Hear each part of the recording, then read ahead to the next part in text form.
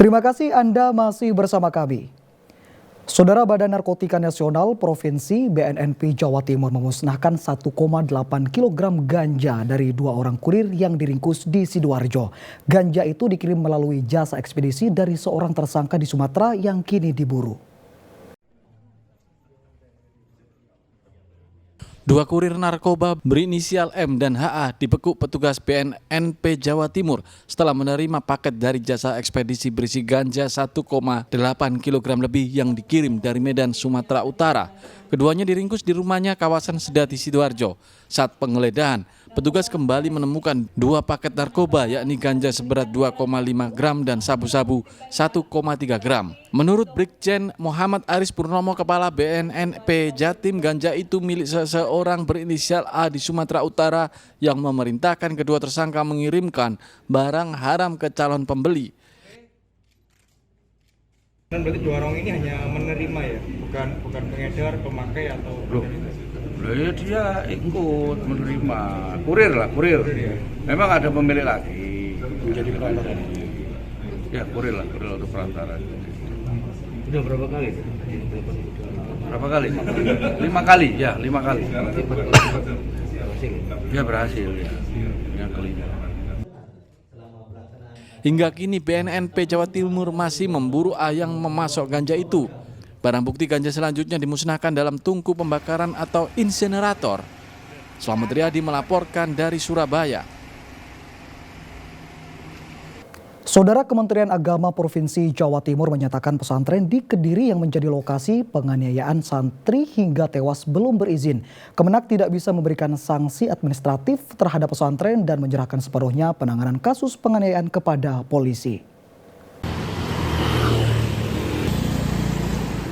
Kasus meninggalnya santri asal Banyuwangi akibat dianiaya seniornya menjadi perhatian kantor wilayah Kementerian Agama atau Kemenak Provinsi Jawa Timur.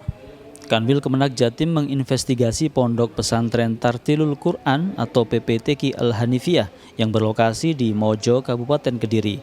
Hasilnya, Kanwil Kemenak Jatim menyatakan pesantren yang beroperasi sejak tahun 2014 tersebut belum memiliki izin operasional. Meski demikian, terdapat 93 santri yang terdiri dari 74 santri putra dan 19 santri putri.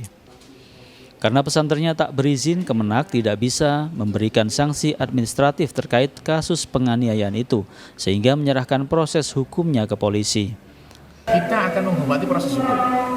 Artinya bahwa lembaga tersebut otomatis bukan tidak menjadi kewenangan kami, tetap kita pantau.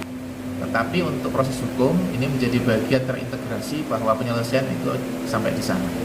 Siap. Untuk kegiatan Kalau penutupan mohon maaf, mohon maaf. Jadi sekolah, madrasah, pesantren itu entitas yang berbeda. Kalau sekolah ini otomatis pada saat izin operasionalnya itu dicabut, maka keberadaan operasional di lembaga tersebut akan berhenti. Begitu juga di madrasah. Tapi kalau di pesantren, karena pesantren ini rata-rata adalah tidak ada yang didirikan oleh pemerintah, seluruhnya didirikan oleh kiai dan merupakan cita-cita kiai, maka kalau pesantren dicabut izinnya, itu kegiatannya mesti tetap ada ngajinya, karena sifatnya informal atau non formal. Oleh karena itulah dan hasil dari keputusan Basul Masail PWNU Jawa Timur bahwa kita tidak bisa menutup pesantren. Sebelumnya, BM, seorang santri asal Banyuwangi, dikembalikan kepada orang tuanya oleh pengurus pesantren dalam kondisi meninggal dunia. Santri tersebut ternyata dianiaya 4 santri senior yang sudah ditetapkan menjadi tersangka oleh Polres Kediri Kota. Danu Sukendro melaporkan dari Kediri. Saudara, warga kampung Tambak Asri Kota Surabaya dihebohkan dengan seekor ular sanca berukuran 4 meter. Ular akhirnya berhasil ditangkap warga dan diserahkan ke petugas Damkar Kota Surabaya.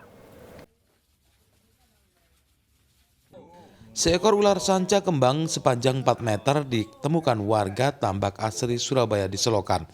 Selama 2 bulan terakhir, warga diresahkan dengan ular sanca yang berkeliaran di lingkungan mereka.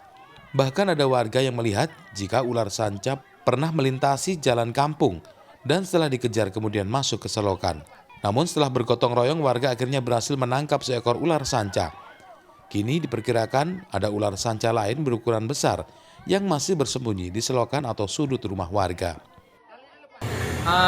Untuk 2 bulan terakhir udah ada 7 kali penemuan ular piton, ukurannya besar, sepanjang 3-4 meter dan ukurannya besar-besar, dan membuat warga Tambak Asri untuk saat ini menjadi resah, takutnya nanti ular itu bisa melilit atau memakan korban nantinya, entah itu bayi atau mungkin anak kecil atau mungkin hewan ternak. Tapi alhamdulillah sampai saat ini masih belum ada korban yang jatuh akibat adanya ular piton yang udah 2 bulan ini meneror warga Tambak Asri. Ular yang berhasil dievakuasi selanjutnya diserahkan ke Dinas Pemadam Kebakaran Kota Surabaya untuk diserahkan ke Badan Konservasi Sumber Daya Alam BKSDA Jawa Timur. Selamat Riyadi melaporkan dari Surabaya. Pengasapan gencar dilakukan di Lumajang setelah ada 119 kasus DBD, 4 diantaranya meninggal dunia. Informasinya saudara akan kami hadirkan untuk Anda sesaat lagi.